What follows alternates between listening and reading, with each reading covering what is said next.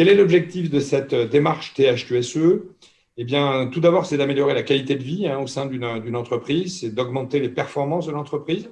Ça permet également de co-construire une vision à long terme, de structurer la démarche, bien sûr de limiter les impacts environnementaux, d'essaimer les bonnes pratiques. Vous le verrez tout à l'heure, on a créé un réseau de plus de 600 établissements dans le pays engagés sur cette démarche. Cela permet de valoriser les actions, de mettre en réseau les acteurs et surtout de reconnaître les efforts pour que les acteurs les plus engagés puissent être reconnus sur le sujet. C'est un label multisectoriel.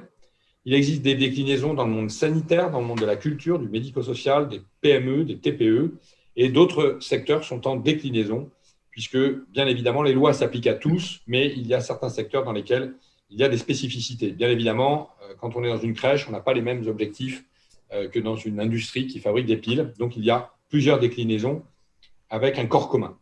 La particularité de cette dynamique, c'est d'intégrer ce qu'on appelle la RSE, la responsabilité sociale et sociétale, mais également la santé environnementale pour que les collaborateurs, les clients, les parties prenantes, les avoisinants ne soient pas pollués par l'impact de cette société et des sociétés qui s'engagent. L'organisme tiers indépendant qui témoignera tout à l'heure, Socotec, avec qui on a pu lancer cette dynamique en France, garantit la transparence, la légitimité et l'indépendance pour être sûr que ce label ne soit pas déclaratif, mais bien contrôlé par un organisme tiers indépendant. Comme je vous l'ai évoqué, c'est un réseau sur tout le territoire. Vous avez à l'écran la cartographie des établissements qui sont aujourd'hui engagés et ou en cours de labellisation. On voit que le maillage est absolument sur tout le territoire. On démarre en Belgique, on démarre en Suisse. On a comme ambition que ce label soit francophone pour pouvoir s'appliquer à plusieurs pays qui partagent la même langue.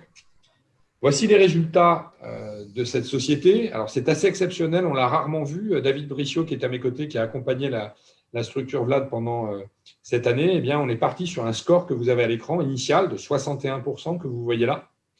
Et en quelques mois, toute l'équipe a réussi à faire un travail vraiment colossal. On est passé à 93% de taux de réussite, j'ai envie de dire. Donc, c'est véritablement exceptionnel en France aujourd'hui. Il est rare d'atteindre un tel niveau. Et surtout, j'insiste, quand ce niveau est contrôlé par un organisme tiers indépendant.